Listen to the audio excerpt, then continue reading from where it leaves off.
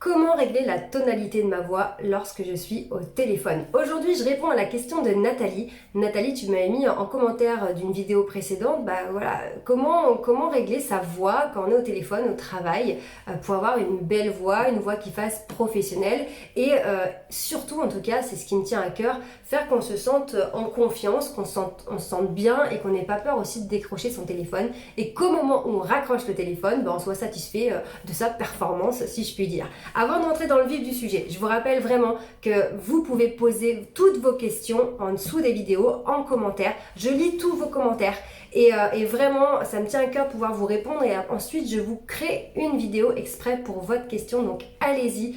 Posez toutes vos questions en commentaire, on est là justement pour évoluer et je suis là pour vous donner tous mes conseils, toute mon expérience, mes analyses pour vous aider à avancer. Donc vraiment, n'ayez aucune crainte, en toute bienveillance, vous mettez vos questions et moi je vous réponds avec grand plaisir. Avant de poursuivre, je vous rappelle de bien vous abonner à la chaîne et de cliquer sur la cloche de notification si ce n'est pas encore fait.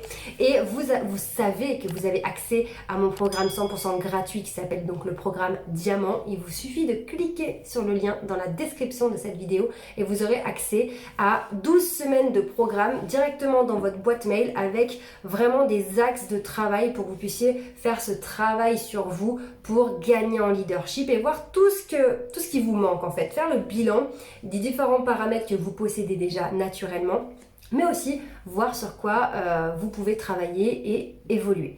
Donc maintenant, on va rentrer dans le vif du sujet, on va voir ensemble comment faire au téléphone pour être confiant et se sentir bien et puis être crédible surtout en face.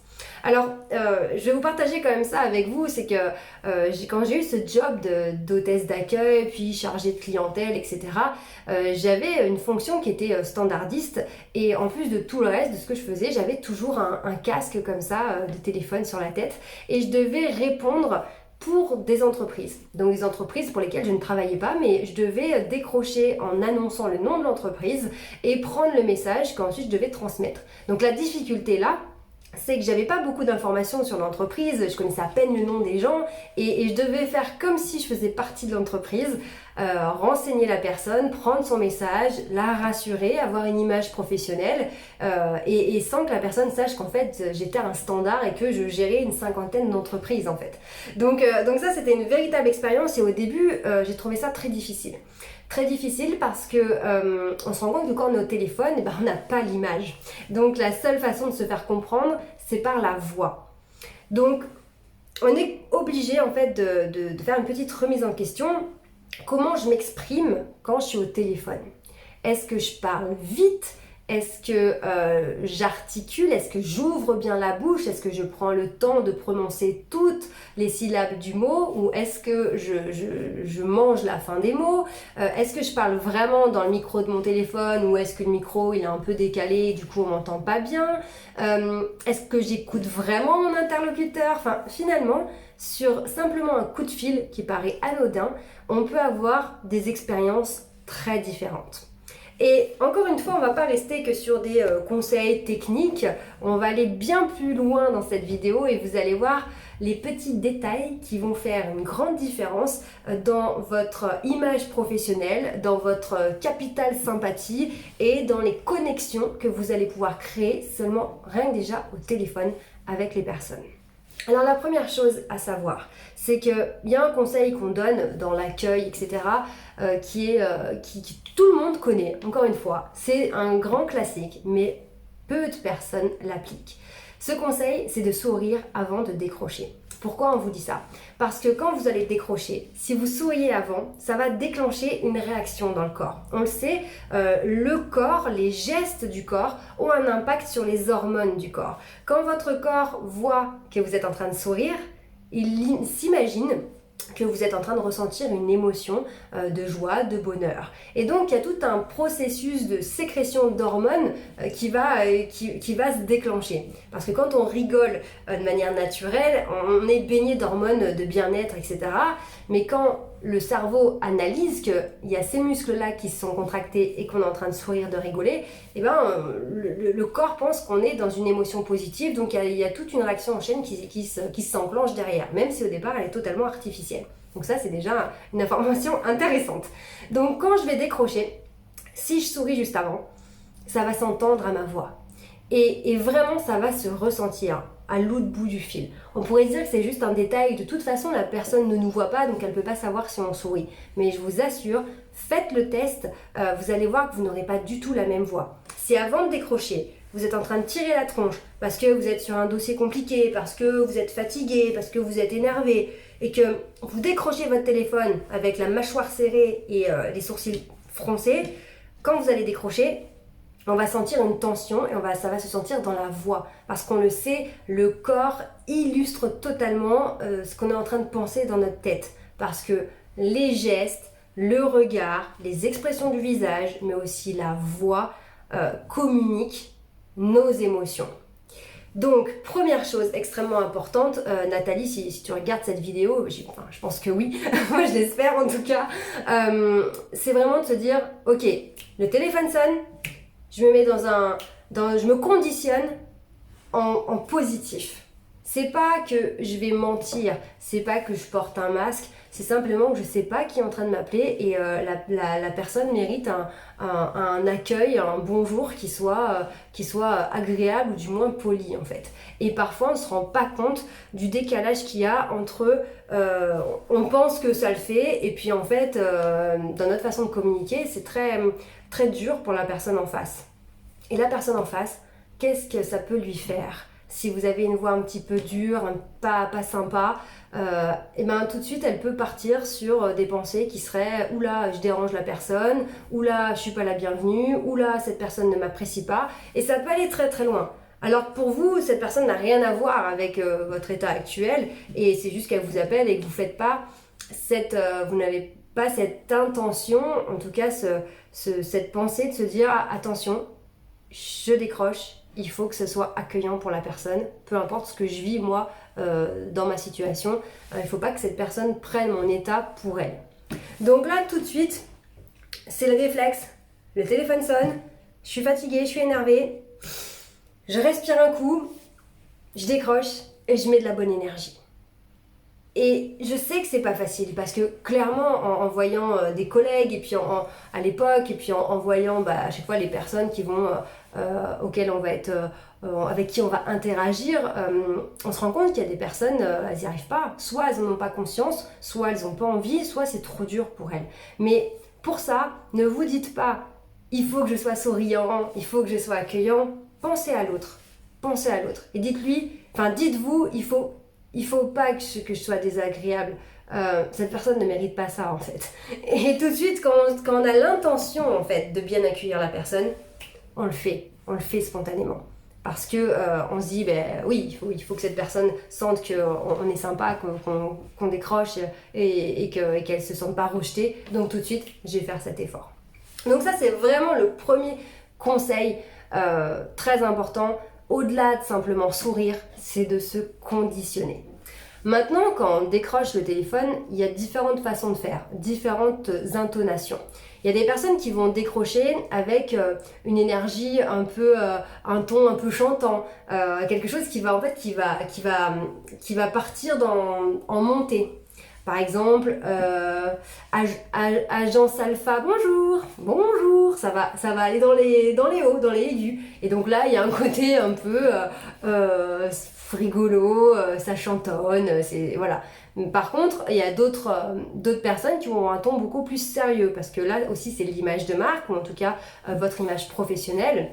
Quand je décroche en disant bonjour, j'ai l'air très sympathique, mais peut-être pas assez professionnel en fonction du secteur d'activité. Donc là, c'est le premier exemple, je monte bonjour, mais je peux aussi avoir Charline Caron bonjour,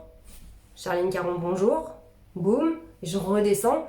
Enfin, je suis quand même je suis pas complètement redescendue, mais on sent que déjà la voix est plus grave et que voilà, on n'est pas dans un truc qui chante, qui s'envole, on est sur quelque chose de plus posé. Et donc là, ce qu'il va falloir faire, c'est trouver un compromis entre votre personnalité, ce que vous aimez, est-ce que vous êtes plutôt dans le sympathique ou plutôt sérieux, oui je vous écoute, et aussi votre entreprise, quelle est l'image de marque de l'entreprise, quel est le secteur d'activité, est-ce que vous êtes dans quelque chose de très sérieux, de très codifié et voilà, où il faut vraiment envoyer des signaux de voilà, ça rigole pas quoi. Ou au contraire, vous devez absolument être très accueillant, etc. pour que la personne puisse tout de suite vous trouver sympathique. Donc ça c'est, je règle en fait ma tonalité en fonction de ma personnalité et de mon entreprise, en tout cas de l'objectif, de l'image de marque. Maintenant, quelque chose à comprendre sur tout le déroulé de la conversation téléphonique, c'est que si vous téléphonez toute la journée, vous passez beaucoup d'appels, c'est comme quand on prend la parole en public. Il faut absolument respecter son timbre de voix naturel et ne pas se fatiguer à parler avec la gorge ou à forcer sur la gorge.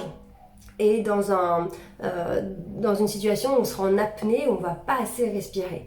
Parce que si on passe un quart d'heure au téléphone, quand on va raccrocher, on sera épuisé. Donc c'est très important en fait de prendre le temps de respirer et juste de respecter sa voix au naturel. Et ça va aller aussi avec le débit de parole. Plus vous allez parler vite, moins l'interlocuteur va comprendre ce que vous êtes en train de dire. Et moins vous aurez le temps de prendre de l'air et de respirer. Donc si vous avez plus d'air dans les poumons, vous aurez du mal à sortir un son. Et pour sortir un son sans air, vous allez forcer sur les cordes vocales. Et donc à la fin de la journée, on a mal à la gorge, on n'en peut plus, on est fatigué.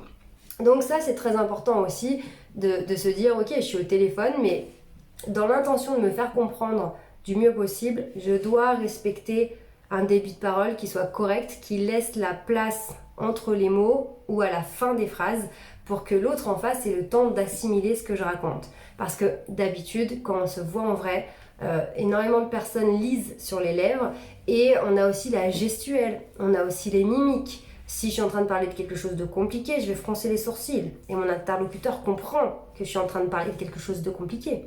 Si maintenant je joue la surprise, la joie, j'aurai les sourcils qui ne vont pas se froncer mais qui vont plutôt s'élever. Donc c'est vraiment de prendre conscience qu'au téléphone c'est beaucoup plus difficile de communiquer. Donc je fais l'effort d'articuler, de parler plus lentement, de bien dire les mots entièrement, de finir le mot, mais je dirais même aussi finir la phrase. Parce que souvent, quand on est en conversation, on voit que les personnes démarrent une phrase et puis elles arrêtent la phrase en plein milieu pour en redémarrer une autre. Mais comme à la limite, il y a les gestes, etc., même si c'est un peu chaotique, on peut arriver à suivre.